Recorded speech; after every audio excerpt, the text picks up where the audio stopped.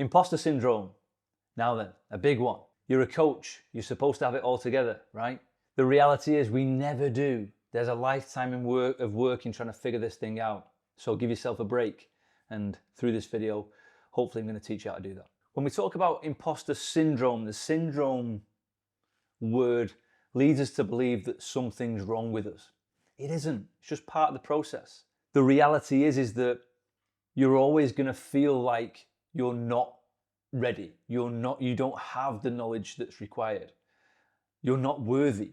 The reason being is because you're always going to be pushing yourself. You're always going to be pushing yourself into the next room where you don't know enough, because that's where you do indeed learn. And so there's always going to be a sense of that you are somewhat of an imposter. But you're not an imposter. The only imposter, as far as I'm concerned, is the person that stops trying, the person that stops caring. They're the imposter, because the essence of the whole thing that makes you the coach that you are is the fact that you do care. It's why you feel like you're an imposter when in fact you're not. You're right in the right place. It's just that every step along the way is a new challenge to be faced and overcome, so that you learn through experience. And then in time, you begin to understand. So being an imposter, I'm not going to call it syndrome, is actually a huge strength. It suggests that you're moving in the right direction. It suggests that you're challenging yourself adequately. It suggests that you're moving into the right room and hanging with the right people. People that are better than you, people to aspire to, people who inspire you. So if that makes you feel like an imposter at all, then stick with it and get comfortable with that. Everybody feels this thing. You're not alone.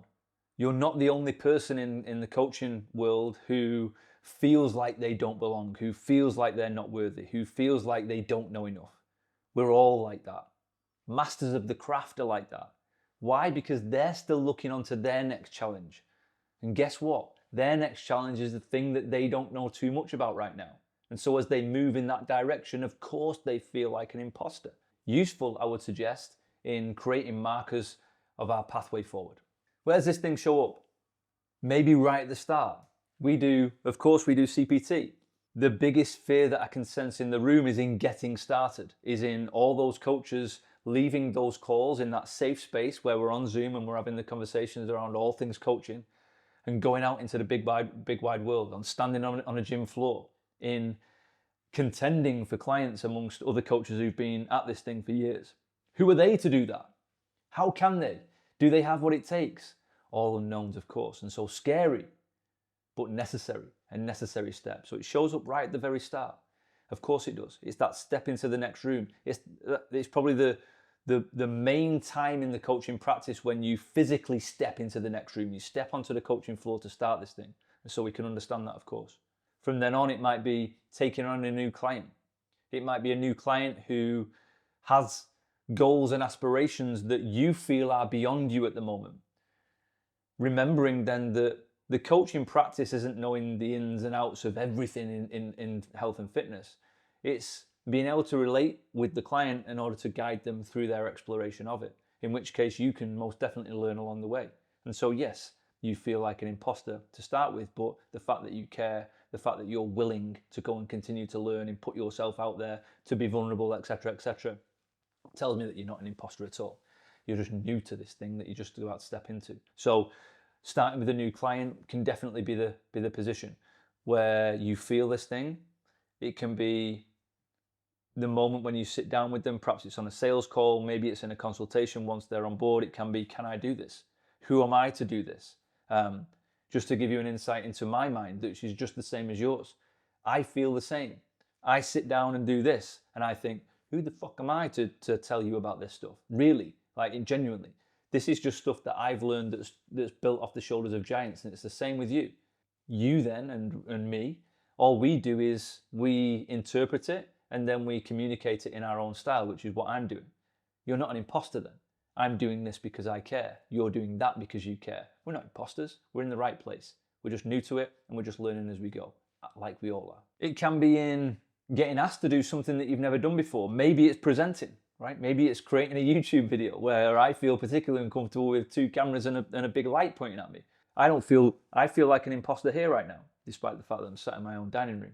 But could be for you, it could be presenting a local fitness scenario for other coaches.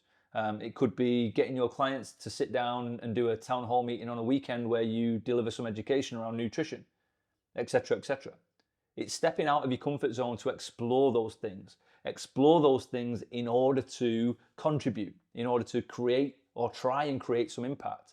It's scary, of course it is, but that we learn through taking action. And so it's acknowledging the fact that we may feel like an imposter in those scenarios, but then doing it anyway. It could be being in a room with, or it might be a digital room, i.e. social media, with more experienced coaches. Again, scary. What are they going to think of me? What are they going to suggest? What are they going to label me as, etc., etc., etc.? Are they going to judge me on this thing? The quote there that always comes into my mind is the one around those ahead of you will never, what's the quote? Sorry, I'm getting stuck on my words. It's something like, those ahead of you will never judge you.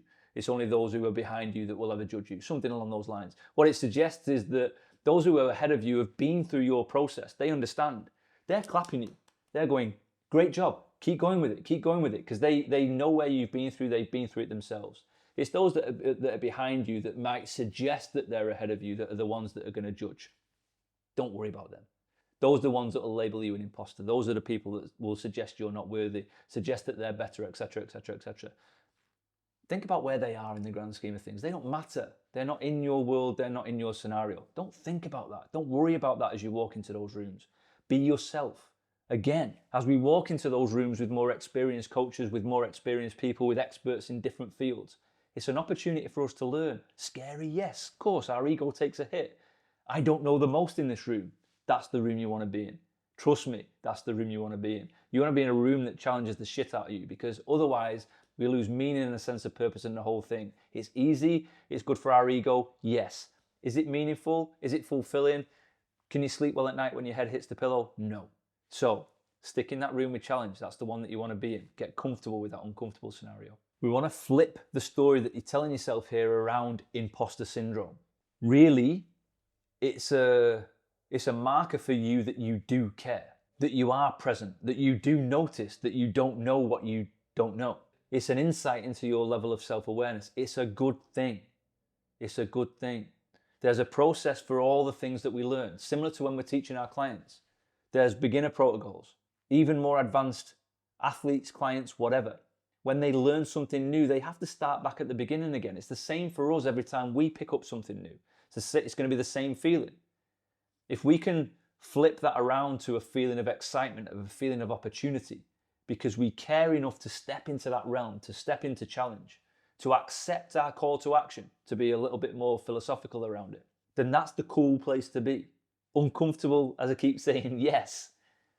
The opposite, though, is stagnation. It's no challenge. It's comfortable. It's being a big fish in a small pond. It's not being the imposter. It's being the person that manages and controls that room. That's not the person you want to be. You want to be the person that continues to move through rooms, that knocks on the next door, that knocks on the next door, and so on and so forth. Continue to be the person that knows the least in that room. If you want to call that an imposter and that makes you feel better about it, by all means. It's not really though, okay? So those people who like to be the big fish in the small pond, who don't feel like the imposter, who don't accept their call to action, deep down in here, they're not happy. And that's not me judging them, that's just a fact of how we operate as humans. The ones who never feel it, they're not really paying attention. They're not awake to the fact that that is the purpose. That is where they're going to find purpose and meaning in life, in going after that challenge. They'd rather take shelter under the comfort zone. That's not where you want to be as a coach. That's not where you grow. You grow through the challenge. You grow through the struggle, okay? So don't remove the struggle from yourself like you wouldn't remove it from your clients. Dig into that struggle and grow as an outcome. As a reference point for that idea, just think about the competency continuum, where we go from unconscious incompetence, where we don't know what we don't know, into conscious incompetence, where we know what we don't know. I always say to all the coaches that come through our system, the aim of the game for the coach is to continue to put yourself back here, continue to put yourself back in conscious incompetence, at a place where you don't know it all in that field, so that there's an opportunity then to learn and grow. If you find yourself at conscious incompetence or even unconscious incompetence at the top level, and you stay there and chill there, you'll find yourself dwindling back down. because it's not a one-way street. You don't get there and have it all figured out and stay there. It's not box ticked, level saved. It's not that. We need to keep putting ourselves back in that room, that conscious incompetence where we're consciously putting ourselves into challenge. We're consciously going to learn something new about something that we don't know. A principle to think about here as far as managing your thoughts around being an imposter. We need to separate your role and your job from your sense of self-worth. It's not your identity. Now, you probably have a coaching identity, but as soon as we wrap our whole world up in that coaching ID, that's when it can become difficult as far as managing emotions are concerned. So that's when we can start questioning ourselves around our capability, are we worthy, etc., etc., etc., rather than seeing things a little bit more objectively. It's like, I don't know that stuff yet, but I'm going to go and learn it and find out, and there's a process that needs to take place in order to do so. That would be the objective way of managing that if you've disconnected your self-worth and self-ID of the person that you are behind the coach and your coaching ID. It's incredibly difficult, this, because a lot of what makes you up as a person in your own personal identity actually makes you the coach that you are, right? So we do have that gray area, that crossover as coaches. So it is difficult. And so it's even more important that we take time to think about that thing, to refine our sense and awareness around it. What is my coaching ID, and what's my definition of success here? And what's my personal ID, and what's my definition of success here? There will be some overlaps, but you want to try and have them run in parallel so that you can disconnect between the two, and you can actually be more impactful and empowering as a coach on this side. I encourage you to write those things down as a reference point to check back on, and also so that you can see them in reality, see them down on paper. Otherwise, they stay as whirring thoughts in your mind. So I would definitely write those things down as a reference point, so that when you do find yourself getting stuck in the coach's identity and your sense of self-worth is attached to client outcomes, performance, etc., etc., you can give your head a wobble and go back to that sheet and go, hang on now, this is my job.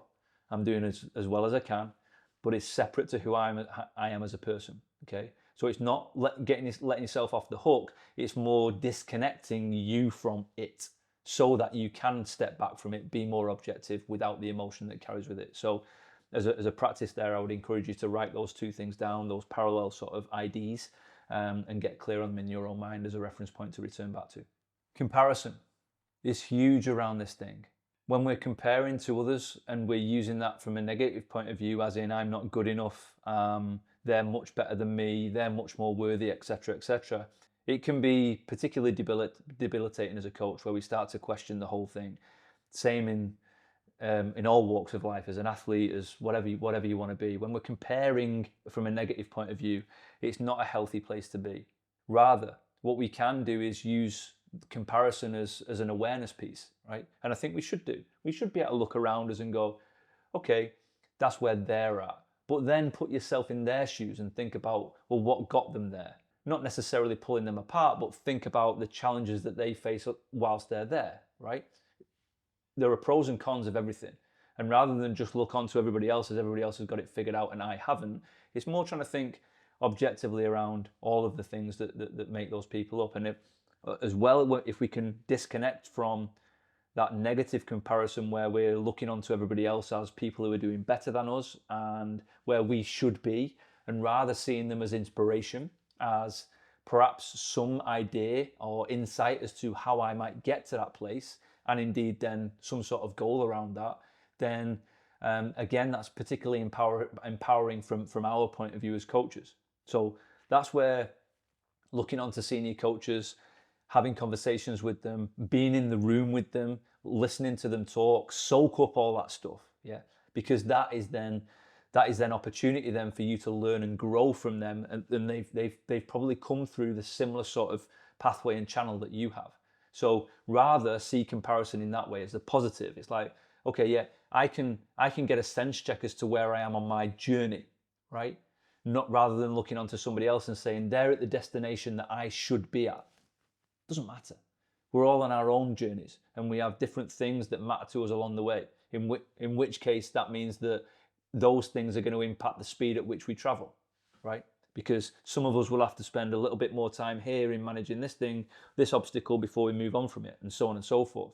So rather than seeing other people as destinations in and of themselves, it's more like see them as a reflection of the journey that you're on. Be inspired by that, and perhaps take some notes as to how they got there, and perhaps how that can influence your own process and journey. We can't get away from the reality that time plays a huge factor here, but not only time. I've known a lot of coaches that have been in the game for a long time and haven't necessarily moved forward in any way, shape or form, and then hang off of the idea that, well, I've stuck around for this long, shouldn't I have this, that and the other? Why has that coach got that and I haven't, and we've been doing this for the same amount of time? So time factors in, but what you do with that time is more important.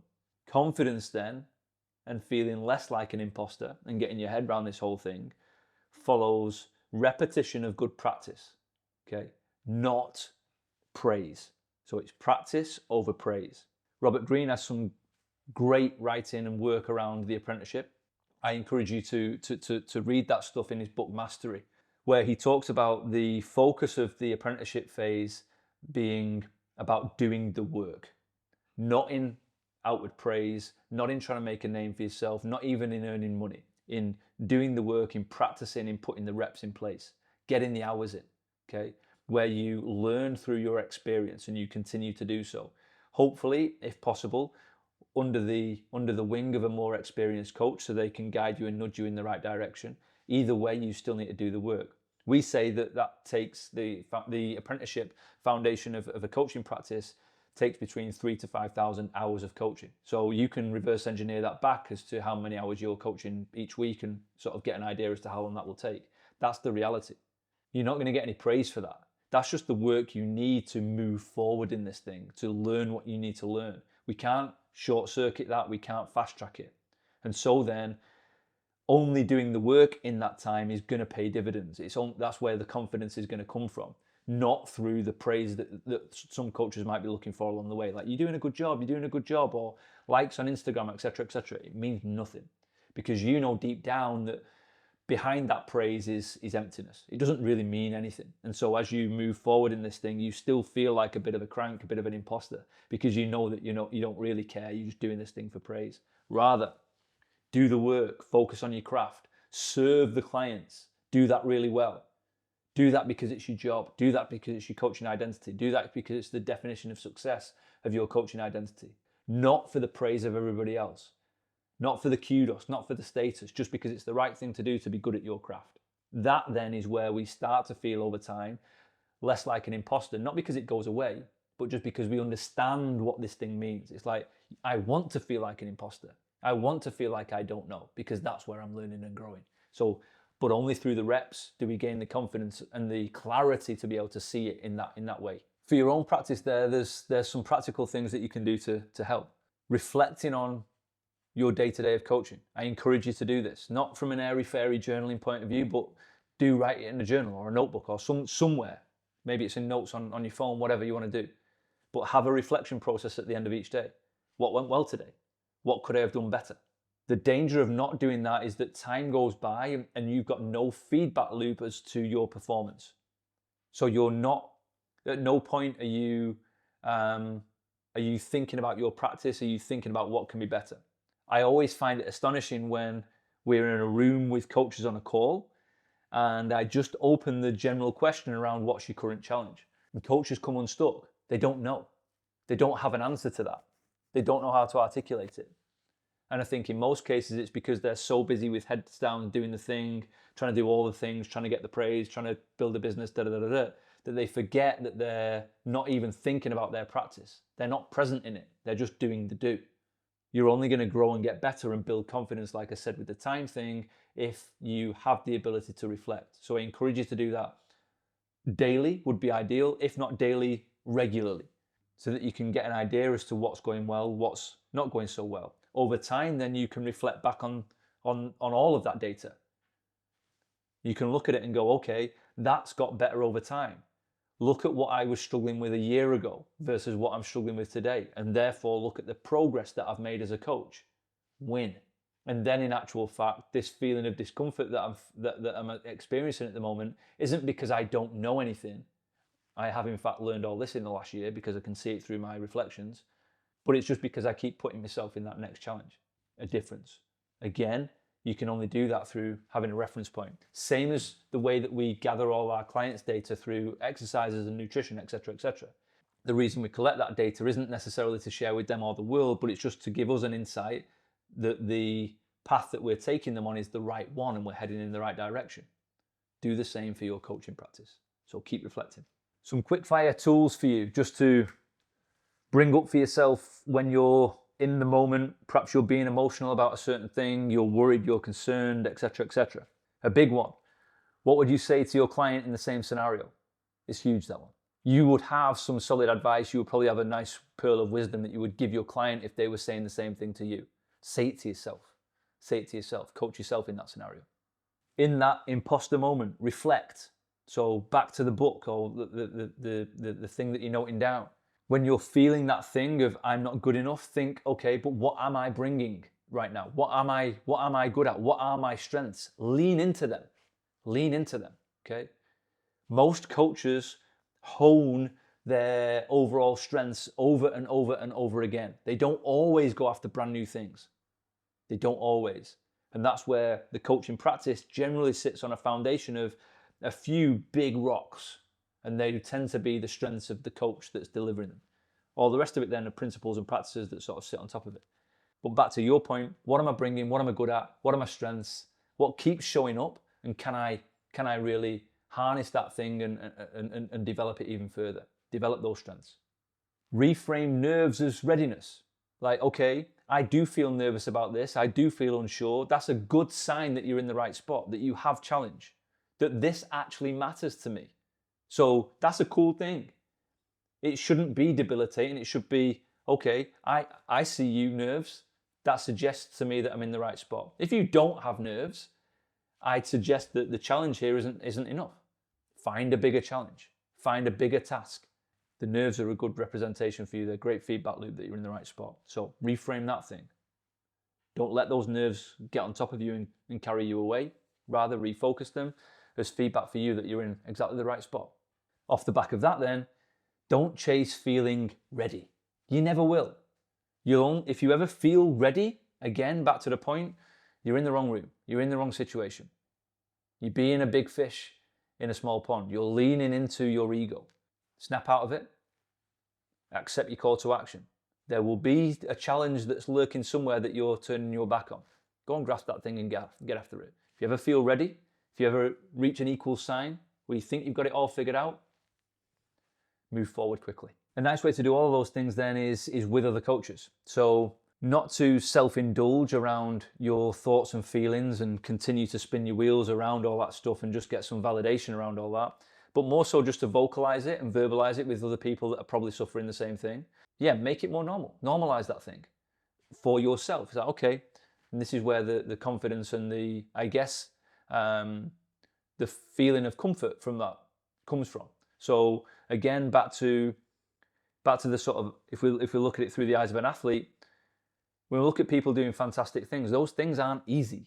Those things aren't easy. But what they've done to get to that point is they've accepted that discomfort and they've gone with it. They've said, this is what's required in order to move forward, to be the best in this thing. So keep stacking those things up, and that's the way to do it. You'll do that by having great communication with other coaches so that you can bounce off each other and make sure that you're all heading in the right direction. Having great peers around you is super beneficial. So to wrap up, you might be feeling like an imposter. The reality probably is, if I know the coach that you are, is that you're in the right room. And you're in the right room if you're willing to learn, if you're willing to stretch yourself, if you're willing to step outside of that comfort zone. If that feels like an imposter right now, lean into that as perhaps the identity that you want to keep chasing. Keep being that person that knows the least about that subject matter, and go and learn off those that are already doing it. The frauds and the manipulative types in this industry don't ask questions. Real coaches do. Real coaches put themselves out there. You're a real coach, so you doing what you're doing and having the insecurities that you have tells me you're in just the right spot. So quite simply, you don't necessarily overcome imposter syndrome. Rather, you grow into a bigger coaching identity that can handle it, hold it, and in fact, harness it for your future growth.